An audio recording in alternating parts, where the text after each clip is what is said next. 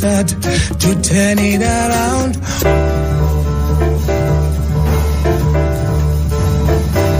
If we all could love one another, all the world could be as one. Just take time to love one another, all the world could be as one. Black man, white man, standing together, no more fighting to be done. Yellow, red man, dancing together, all the world could be as one. And good morning. Welcome to Heal DC. This is Joni. Today is June 17th, 2 days away from June 19th, and it is 2024. We're going to be spending the hour focusing on Juneteenth. We're very honored and pleased to have our special guest, Mr. C.R. Gibbs, who is, many call him the godfather of DC Black history, and he will be joining us in just one moment. We're also later in the show, a little into the first half hour, we'll be joined by Frank Smith with African American Civil War Museum, who has some important comments as well. But we first want to start with our, we have an imaginary drum roll here on To Heal DC, and we're giving one to our own Chuck Hicks. Chuck Hicks has been organizing the DC Black Fathers Motorcade is this the fifth year, Chuck? Yes, fifth year. And I'll just say, and Chuck can briefly jump in, this year was Saturday, and Chuck tells, well, he'll tell you how many cars went through the city, and I was glad to be amongst them.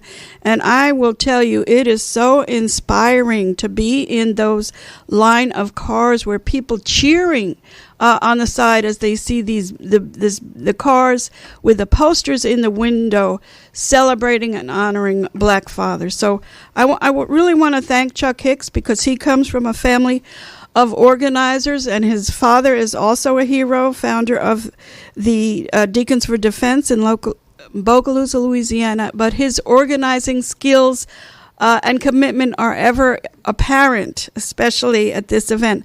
So, Chuck, just give us a word about what you were proud of on Saturday. I am always proud that people show up to say something good about Black men or Black fathers, Black boys, Black uncles, cousins, and that not only Black men, but Black women show up also to say that they think Black men are important, not just Black men saluting themselves, but everybody saluting Black men. And as you said, Joni, as we go through the neighborhood, it's just absolutely inspiring to see those people come out and get those signs and shake them and raise their fists and smile. It is a joy. We had approximately 40 cars in the motorcade, and it was a wonderful trip. Thanks to Stuart Anderson and Mara and a whole bunch of Michael Van Zandt and Dennis and Joni and a whole bunch of people who make it happen. It's not just me. It's all the people who believe in the same things that I believe in terms of making something happen for the people. That's it. Absolutely. And of course, the ancestors were there as well. I know, Chuck, your dad's spirit was definitely there, very much so, and many other spirits of fathers. We'd also like to extend our prayers and love and good wishes to those people who have lost their dads this year. We have a few of our folks here at WPFW who lost their fathers recently, including our own Magic Mike, the engineer, lost his dad a couple of months ago. And those fathers who lost their children for various reasons, including gun violence. So we send our prayers to all of you. And again, we thank Chuck for that very inspirational gathering event on Saturday. So we're going to jump right into talking with our own very special, important Mr. C.R. Gibbs, author of at least 6 books and much, much more, who's going to shed some light on the history of Juneteenth and what are some of the things that are important for us to think about and know that we may not hear on Wednesday. So good morning, Mr. Gibbs. Good morning. Good morning, Joni. It's good to see you here. So tell us, it's always hard to know. Some people know history, some people don't. But take us from where you'd like to start with the origins of Juneteenth. We used to have a Harry Jones on here who had his own interpretation about what was important. But you tell us the history of Juneteenth and why it is important for us today. The coming of freedom to the largest state in the Union is a significant historical event and one that should be commemorated. But I do want to begin with a sense of what it was like, the attitudes that governed the lives of 200,000 Black folk. And it's interesting, if we look at the census for Texas for the year 1860, we see 182,000 and change. But we know that the population of enslaved people grew in Texas because that was the last place in the U.S. where many slaveholders were bringing their enslaved people.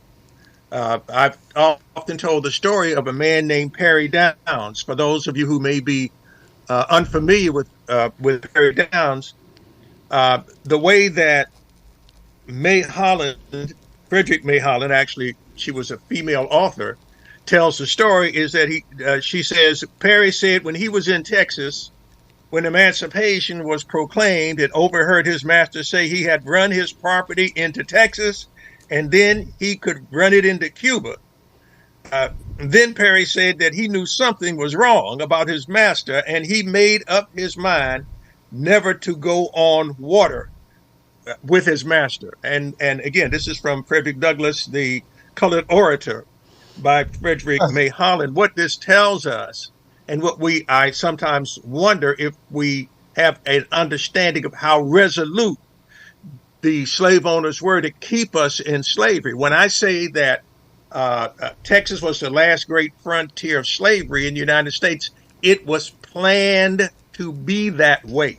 It was planned to be that way. With some 268,000 square miles, the slave owners envisioned waves and waves of cotton and platoons of Black folks on each row picking that cotton. They did not ever wish to give that lifestyle up. No matter what you may hear about, well, everybody thought it was going to die out anyway. No, they intended to keep that going for years. And an example of that is the Declaration of Causes. Each southern state filed one. And if you look at the one for Texas, it makes clear that Black enslavement, Black inferiority were the guide stones, if you will, of a state that sought and would do everything in its power to keep us enslaved forever. There wasn't any, we'll do this for 5 years or 10 years or something like that. In fact, so dedicated were they to the idea of enslavement and all that came along with it. And I'm talking about Black servitude, Black inferiority, as far as they were concerned. And any discussion of freedom would lead almost to a panic. Let me give you one example. The speaking of panics, when cotton prices went low and some people began to talk about, well, maybe we need to get off of this crutch of cotton that we're on. A 60-year-old preacher, he was a Democrat who was born in Kentucky and who decided that whatever the Bible may have sanctioned slavery, but he criticized the flogging of Black folk in a sermon. His parishioners in Texas tied him to a post and almost killed him. Now, that's the preacher, that's the pastor over this particular congregation. And yet it shows you how wedded these people were to enslavement. So they were not going to give up easily. they were not going to give up easily. One expert talks about how in Texas, the assessed value of all enslaved people was $1,106,688.920, 20% more than the assessed value of all cultivated land in the state. There were only 2 factories, according to some sources, in the entire state of Texas. One made hats and the other clothing, both employed enslaved labor. And on top of that, and at the same time, as crazy as that may sound, they now tended to blame their troubles on the slave people. As one observer said, the hatred of Negroes above the falls of the Brazos in Colorado was a flaming thing. And I mentioned to you about how the slave population grew during the Civil War, which is why we go from 182,000 in 1860 to over 200,000 in just 5 years. It is believed that the total slave population increased by 35% in Texas during the war. So this is what freedom-seeking black folk were facing in a state that, in fact, did not tolerate the continued residence of freed blacks within their borders. Yes, and Mr. Gibbs, I'd just like to remind listeners, Gerald Horn is a frequent guest here on this show, and as well as on Esther Avaram's show and throughout the network. And he had a wonderful book that was released, I think, 2 years ago, The Counter-Revolution of 1836, Texas and the Roots of American Fascism. And I think it's important for us, as CR is talking about Texas, to remember that Texas was not, Texas was a part of Mexico. It was not part of this country. So Texas has a long history, as CR just explained, of being leading in some of these horrific things such as slavery, and is still to this day leading us closer into fascism. So I just wanted to remind people that Texas was not, that we took Texas from Mexico and was not originally part of the United States, as my father taught me when I was a child. Yes, So- it's crazy when you look at the kinds of stratagems they used. Texas came into the United States as already a fully pledged member. They sent ambassadors to Washington, D.C. And from the beginning, the fix was already in. The fix was already in. It wasn't going to be, yes, there was substantive resistance. One famous statement about Texas coming into the Union was that it was simply a bigger pen to cram more slaves in. The anti-annexation movement, Frederick Douglass spoke out against that. Most everyone understood that the coming of Texas into the United States was a victory for the slave power. And we know how fully invested Texas was, because anytime you have the inclination to drive up to Gettysburg, there is a monument to Texas troops at Gettysburg.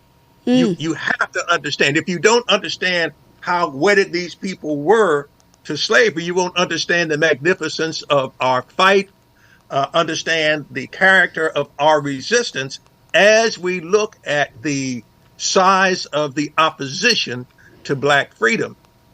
That is critical. And so when Dr. Horn talks about the fascism, yeah, we're talking about, and there's still many people who aren't ready to call these so-called plantation slave labor camps, but that is in fact what they were, and we have to begin to tear the truth away from the fiction and know in our heart of hearts the kinds of lives that enslaved people in Texas had to go through. This is why they held freedom so close. This is why there was no substitute. Not that the government of Texas was inclined to offer any, but again, the darkness of perpetual slavery and subjugation. And so when we understand that, then we get a sense of Why did they celebrate so hard? And they made it, the racists, the Jim Crow people, even after the war, still made it difficult with a host of laws. And I hope you won't mind, Joni. I'm going to talk tomorrow night. I believe it is at the Woodridge Library. Yes, I was going to ask you that. 6 p.m. tomorrow. And this is a free event. And everybody, it would be a positive thing to come out and hear Mr. Horn. I'm sorry. I'm trying to think of too many things at once here. So tell us what's happening tomorrow evening, Tuesday at the library. At 6 o'clock tomorrow night, June 18th, I will be doing a presentation. Yes, it's on Juneteenth, but it's from a different historical perspective. I want to answer a simple question. What did Black folk do the day after Juneteenth and the succeeding months and years? What was it like? And so I'm doing a presentation called Juneteenth, the Next Frontier. I want you to listeners to, again, understand it was a continual fight. And when there were Juneteenth celebrations, they were acts of resistance against a state government and local governments across from El Paso, to the Texas Panhandle, so that the size of the courage and the size of the commitment that Black men and women put in the state that was constantly trying to Jim Crow them even further into the maw of racial segregation. And once you see that, then maybe you'll understand. And I'll also explain, as I'm sure Joni will let me do, what connection it is to the steps toward freedom that started actually here with DC emancipation and come to us all the way down the historical corridor to today. Absolutely. So let's make it clear that what's happening is tomorrow night at 6 p.m. at the Woodridge Library. I don't know if you have that address in front of you, CR. The easiest way to remember it is 18th and Rhode Island Avenue Northeast. That's 18th and Rhode Island Avenue Northeast. Okay, and that is tomorrow, Tuesday. Mr. C.R. Gibbs will be speaking at the library from 6 to 8 p.m. Juneteenth, the Next Frontier. And that is such a fabulous title, because it isn't just in the past that we're talking about these issues. It's right now in the present and into the future that we need to be thinking about what are those lessons there from Texas. So continue on, Mr. Gibbs, about what we should be thinking about today. It is clear that we don't fully appreciate, I think, that, again, the size of the opposition, and we have to do that.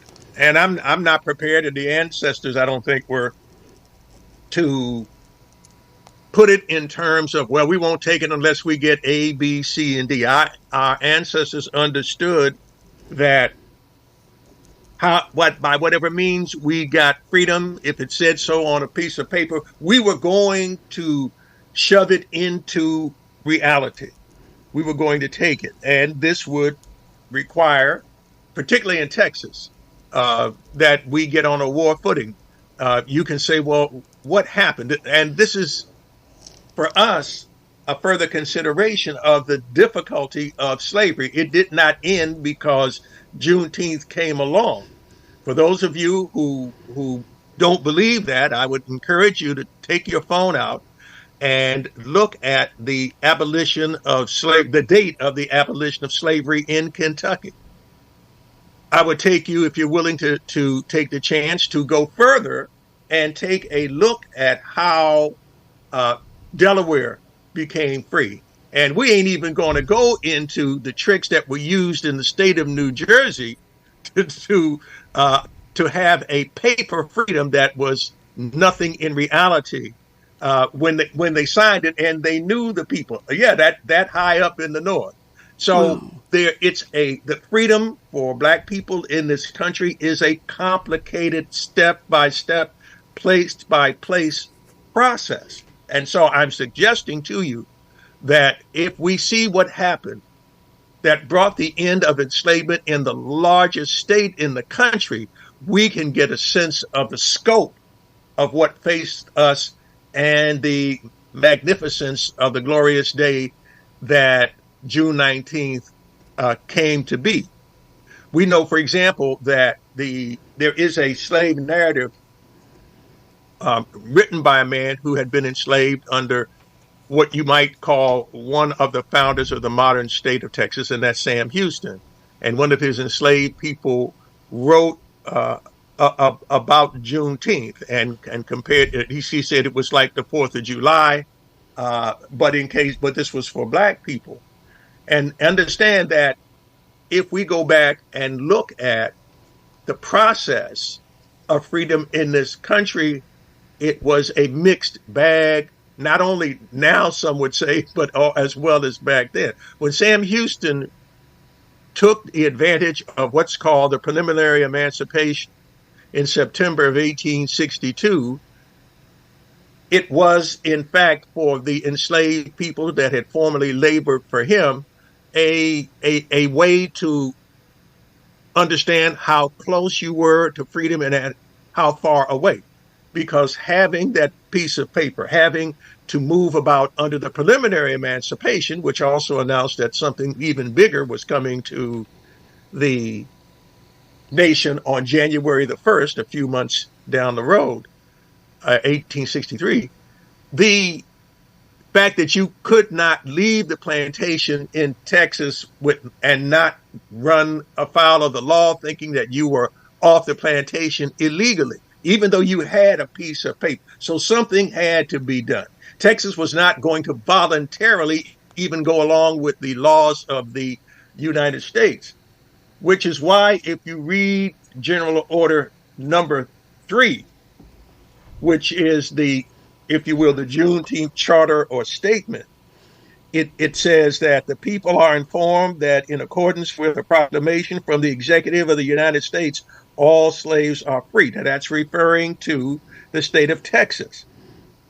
This involves an absolute equality of personal rights and rights of property between former masters and slaves, and the connection heretofore existing between them becomes that between employer and hired labor.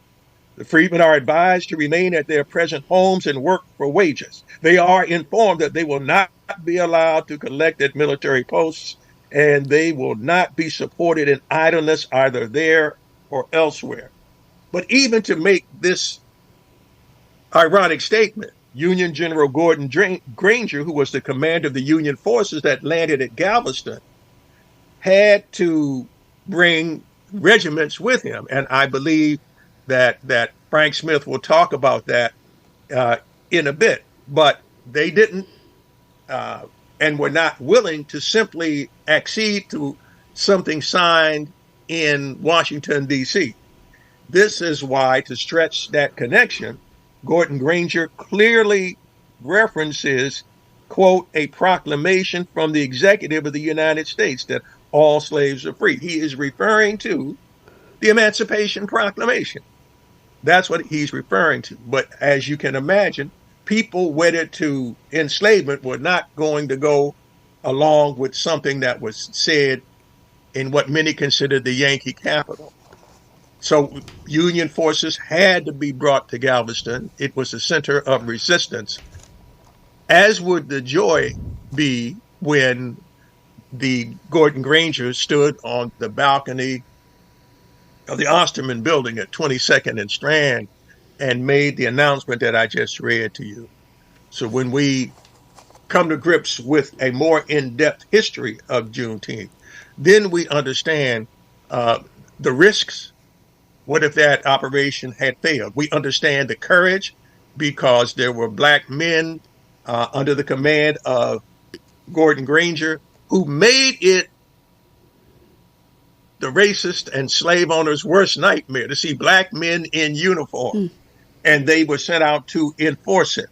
And this is yet another reason why we pay attention to the struggle among freedom, justice, and equality as it took place in the state of Texas. Yes, you're listening to C.R. Gibbs. Many of us call him the I'm sorry, folks. He is a very important person in this city, a very important scholar and activist around Black history and more. And he's talking about Juneteenth in the past and in the present. And again, you can hear him tomorrow live and in person at the Woodridge Library. The theme tomorrow will be Juneteenth, the Next Frontier. In a moment, we're going to be joined by Frank Smith. I also want to welcome on listening with us is Jeremiah Lowry, he's worked with Two Heel DC over the years, but he's also joining us again these days to be with us and help us grow and help do outreach to young people. And Jeremiah, if you have a question for Mr. Gibbs or a comment, you can jump in. If not, I'll keep talking. No, I don't have a comment right now, but let me just say I really appreciate you, Mr. Gibbs. And if I do have a comment, Joni, you know I'll definitely jump in. Okay. And again, I want to clearly state the name of the book of Gerald Horne is The Counter-Revolution of 1836, Texas Slavery and Jim Crow and the Roots of U.S. Fascism. And I think that book, a lot of the points that is made in that 600-plus page book, actually Mr. Gibbs is going to talk about related topics as he speaks about Juneteenth, the next frontier, which sounds to me like he's going to discuss what we still need to do to really, of course, achieve freedom for Black people and for all people in this country of ours. We still have a long way to go. Perhaps the engineer could call Frank Smith if he's not on with us now. Oh, very good, Frank. Welcome. Frank Smith is the founder of the African American Civil War Museum, was the city council person in Ward 1 for many years, comes from Georgia, and is a veteran of SNCC, the Student Nonviolent Coordinating Committee. Welcome, Frank. I guess if you need to unmute yourself. And Frank is in the process of many things, including expanding the museum there near 10th and U Street. And hopefully by the end of the year, you will be invited, or sometime soon, to the newly expanded museum. And he's also going to tell us some things about SNCC. But Frank, are you with us? Wait a minute. I can hear you. Can you hear me? Yes. Very good. Are we good? We're great. Okay. So first of all, tell us what you'd like to share about Juneteenth and how it relates to the work that you do with the African American Civil War Museum. Okay. Well, like everybody else in America, I'm getting used to the national Juneteenth holiday. This is, I think, our third or fourth year, so we're still sort of working out how we celebrate it. And one of the things that the African American Civil War Museum is trying to add to the discussion is the fact that when Granger shows up in Galveston on that day in June, and they call it Juneteenth because they don't know whether it was the 13th, 14th, 15th, or the 19th. It was one of those days. It actually took several days for these ships to land because the weather was bad and the tide was low, and so all those things went into taking them a while to get in there. But they finally landed there for sure with about 4 regiments of African-American soldiers on these ships, several ships that had sailed down there from Virginia, part of the 25th Army Corps. So what we do is we lift up the names of those soldiers. We have them all on our wall here at the African-American Civil War Memorial. Among the 200,000 names that we have are those 4 regiments, which is a very interesting story. One of those regiments was raised in Chicago, had been here in Washington, D.C., not in Washington, but in Richmond, Virginia, fighting Robert E. Lee before they shipped them down there. One of them had been, actually the 26th, had actually been in Appomattox. So these were seasoned Black troops that were tired and hungry and ready to go home. But they had one more battle to fight before they could get up out of here. So they went down there with the 25th Army Corps, and it's possible that I'm sure these people down there must have heard about freedom and about because I heard some of the discussion that C.R. Gibbs was giving earlier about the population of enslaved people growing during the war. One of the reasons why it was growing was because these slave owners were moving their slaves further and further west, trying to escape the Union Army, because they knew wherever the Union Army showed up, people were running away to join the Army and running away to set up these concentrating camps. So they were moving them further and further west. So some of them were newly people who had been brought from places like Louisiana and Mississippi and others. So they may have heard about freedom. I'm sure they did before Juneteenth. But boy, freedom meant something very different when about 4,000 or 5,000 black soldiers show up down there, as Douglas would say, with bullets in their pockets and rifles on their shoulders and U.S. on their lapel. They were battle ready. They've been in several of these fights already, and they were ready for and they knew the Union knew that there were some Confederates down there too, who were still trying to help maintain slavery and who were going in and out of Mexico. Across the border back and forth, making raids on these Union facilities and stuff like that. So they sent the good troops down there to straighten this thing out. So we read those names aloud. I want the public to know these names. Our contribution is going to be that we're going to read the names of those soldiers aloud at the monument on Juneteenth. And we're going to do this every year on June 19th at 11 a.m. It's about 8,000 or 10,000 names. We get the more people we get out here, the quicker it'll take us to do it. So if you're looking for something to do on Juneteenth and you live within the sound of our voice here on WPFW, come out at 10 o'clock in the morning to the African American Civil War Memorial. We'll give you a sheet of paper with a bunch of names on it. We're going to read them all out loud. We've got about 40, 50 people already signed up. We need more. So come and join us. And it's a very inspiring event. And in a few moments, Thomas Blanton's going to jump in and tell us what are some other very special things, of course, happening on Wednesday.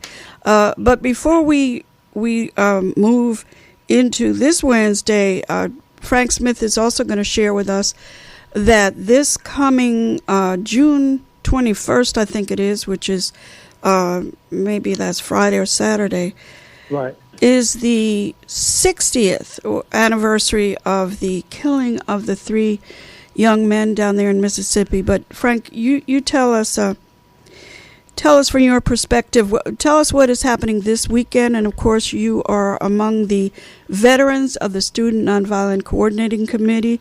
And of course, Marion Barry was sent here to come to D.C. to organize for statehood. He was a member of SNCC, and the rest is history with regards to Marion Barry.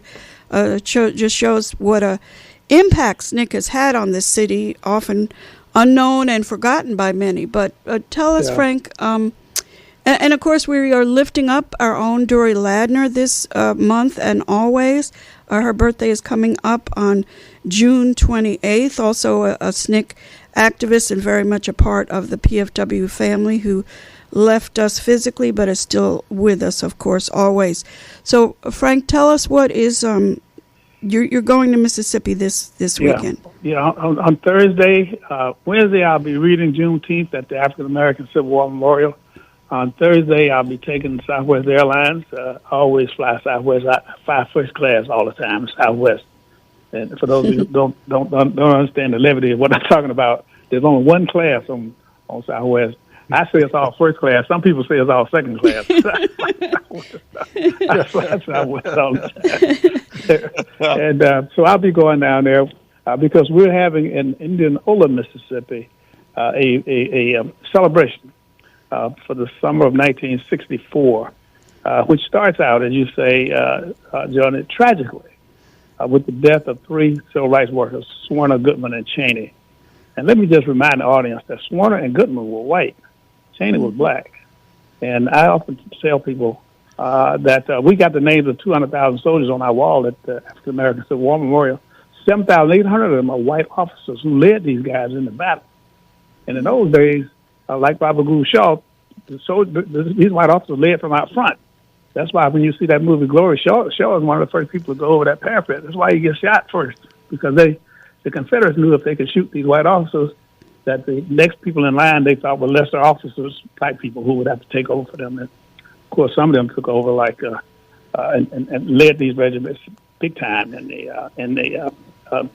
these battles. But so we're going to go down there to celebrate the summer of 1964, the summer when we started something called Freedom Schools that were mostly designed to teach people how to read section of the Mississippi Constitution so they could interpret it to the satisfaction of a voter registrar officer, so they could get registered to vote. Now, of course, they didn't register any of these people to vote. They didn't let anybody register. You can only register 1 day a week on Thursdays from 8 a.m. to 12 o'clock, and they only let 2 people in the courthouse at a time. So we march all these people down there in these long lines, 200-300 people. We used to stand outside singing freedom songs while everybody else was inside at the courthouse trying to register, none of which were allowed to register. So we started these freedom schools, and now these freedom schools have morphed into other schools in Mississippi. And one of the things that interests me is the New York Times recently reported that Mississippi had the highest jump in test scores for its elementary schools, any schools in the country. And so finally some good news come out of there. I'm going down there to see if the freedom schools had anything to do with this great jump in the test scores, because we have an arrangement with the D.C. school system to move our D.C. students through the African American Civil War Museum so they can see some of these accomplishments that we made during those times, maybe, to help hopefully influence them to help to live a better life, to stay away from this violence, stay in school, try to find a place for themselves in the country. We know it's tough, but we've got to find a way to make it better here. And so I'm going down there to be reunited with some of my civil rights friends, but also to see if we can find some little nuggets that might help us with our struggle here in Washington, D.C. Absolutely. And for those younger folks who might not know about the murder of Chaney, Goodman, and Schwerner, that'll be 60 years ago this weekend, just in one or two sentences, tell the young folks what happened. So here's a day back in 1963.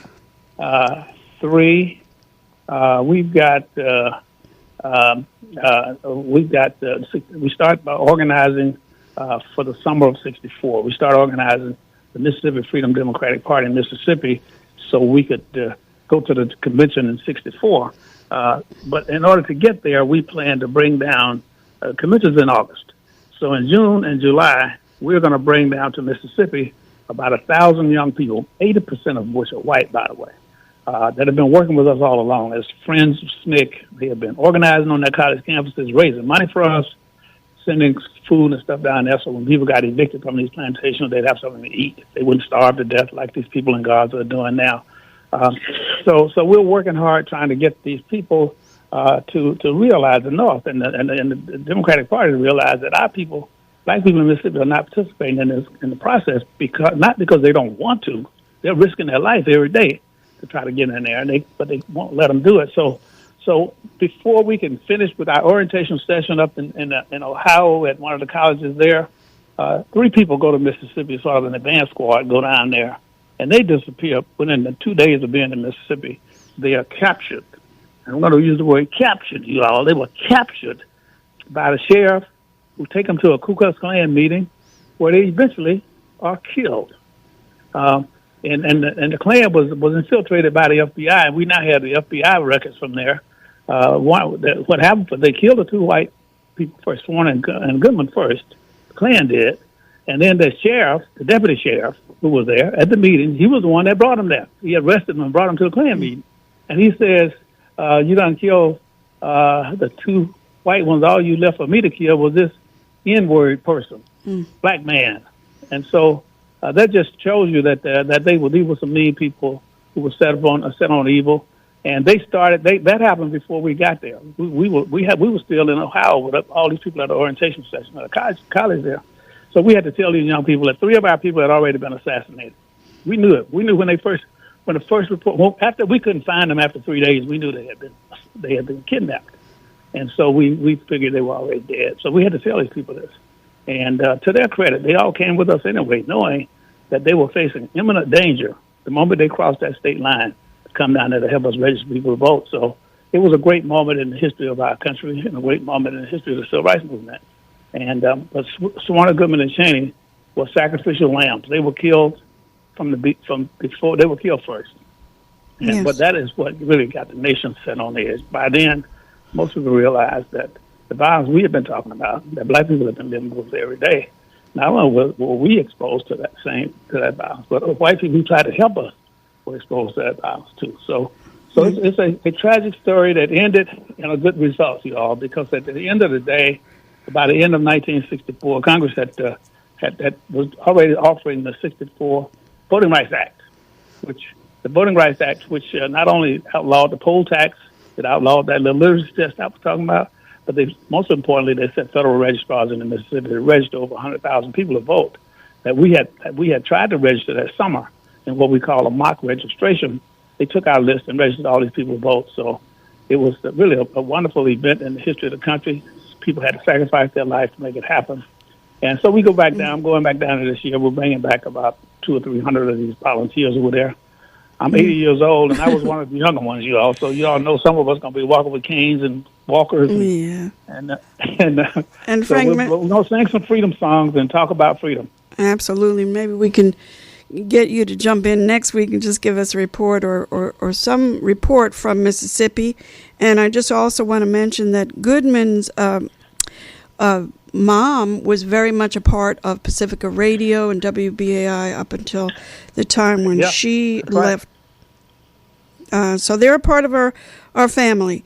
And yes.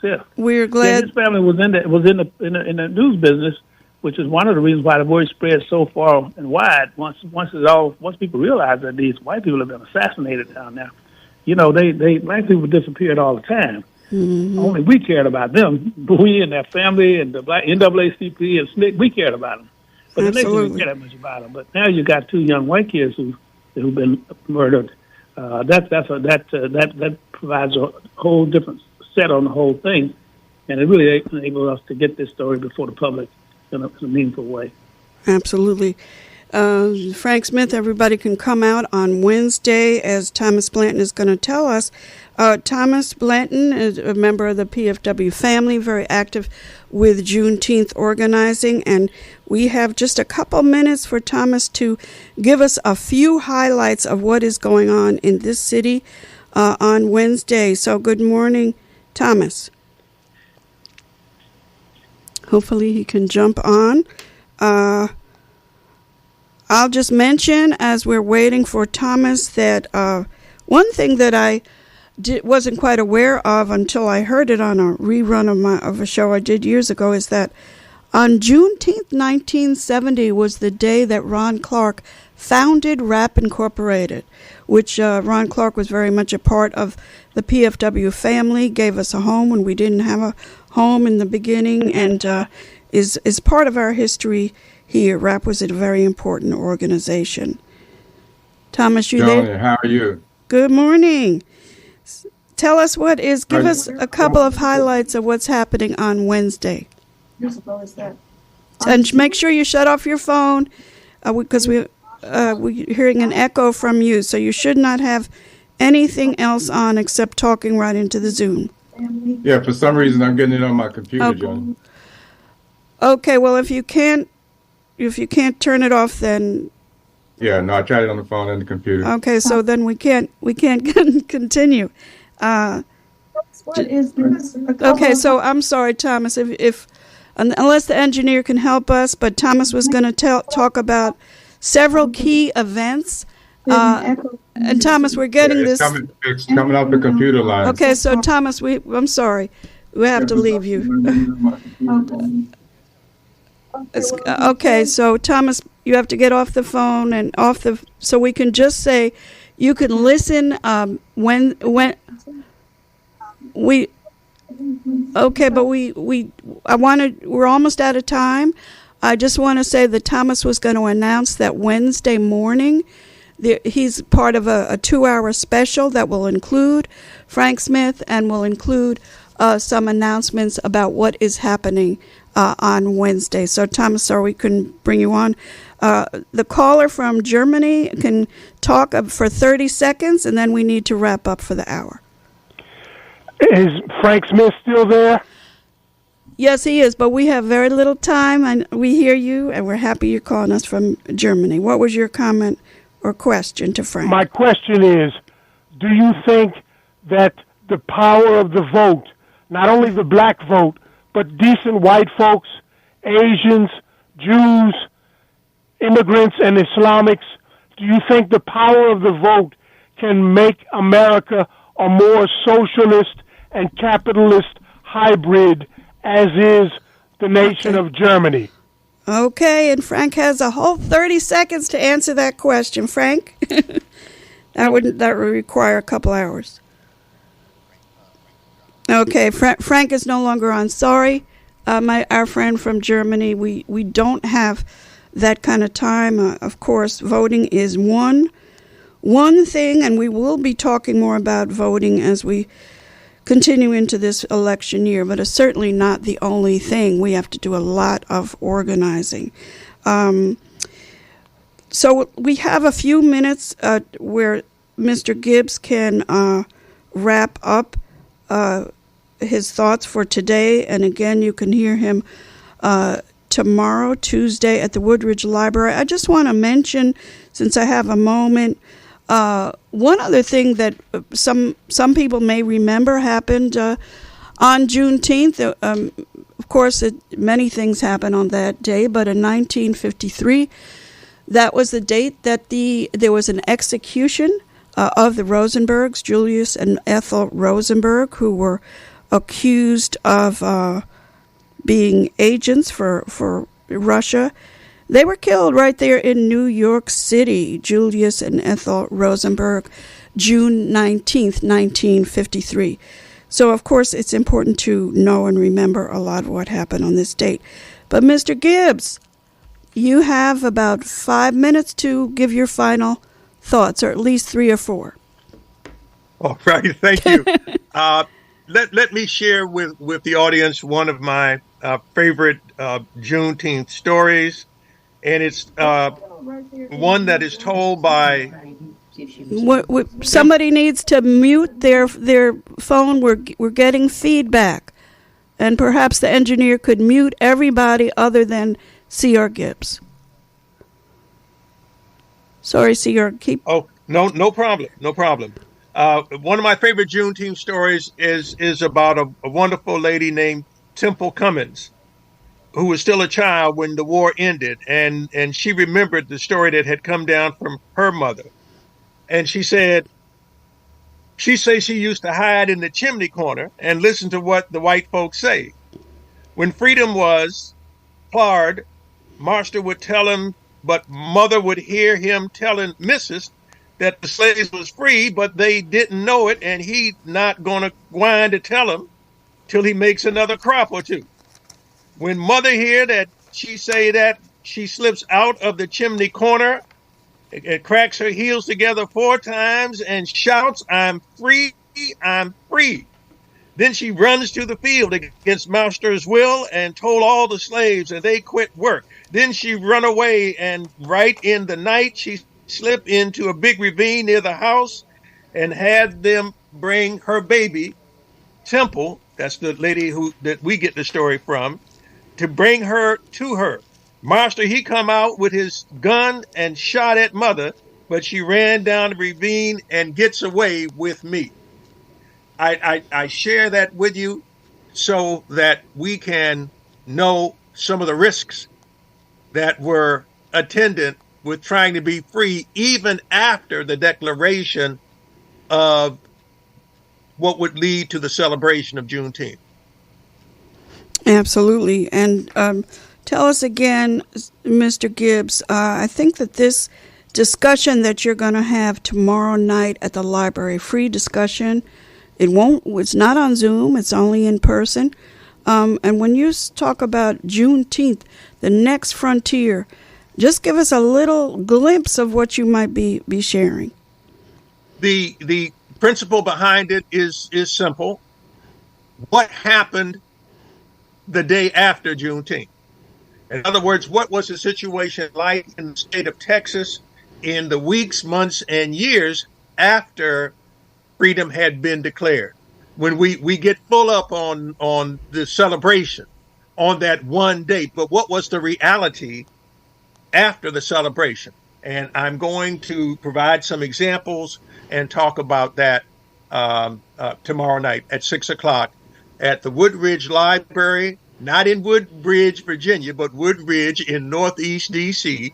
at 18th and Rhode Island Avenue. Yes, and we look forward, some of us look forward to seeing you tomorrow.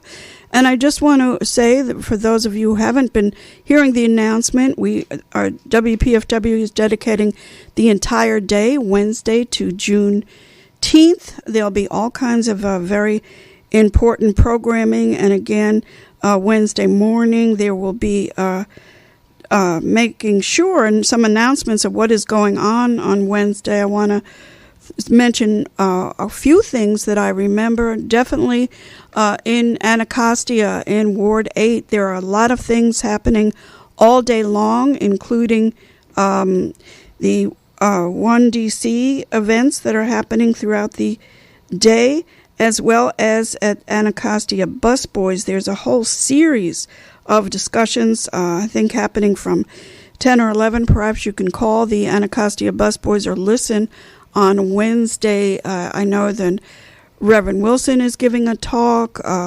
and Keimon Freeman is doing a discussion on the crime bill throughout the day at Wednesday at Anacostia Busboys.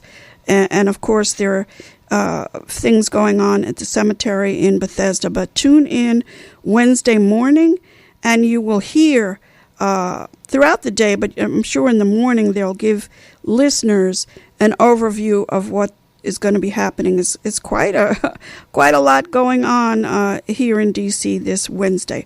I want to thank Kalia, our engineer for today. Thank my team members. Chuck, again, thank you for the very inspiring motorcade through the city on Saturday in honor of Black Fathers. Thank you to Jeremiah and Mari for helping, and we give Magic Mike a shout out. And again, a lot going on Wednesday, so stay tuned. And we're going out with one of Frank Smith's and Chuck's favorite songs that is actually relevant to Juneteenth. So here we go with Sweet Honey in the Rock, Sojourner's Truth. Glory, glory, hallelujah. Glory, glory, hallelujah. Glory, glory, hallelujah. As we go marching on, we are colored Yankee soldiers who've enlisted for the war. We are fighting for the Union. We are fighting for the Lord. We can shoot a rebel father than a white man ever saw.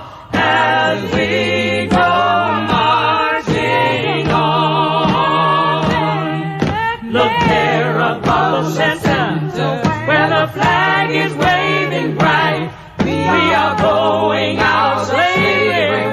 We are bound for freedom of life.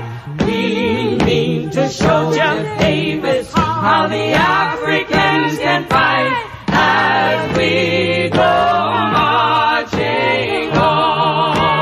Sing glory, glory, hallelujah. Glory, glory, hallelujah. Glory, glory, hallelujah. As we go marching on, we are done with hoeing cotton. We are done with hoeing corn. We are colored Yankee soldiers, just as sure as you were born. When the rebels hear us shouting, they will think it's Gabriel's horn. As we go marching on, they will have to pay us wages, the wages of their sin. They will have to bow their foreheads to their colored kin.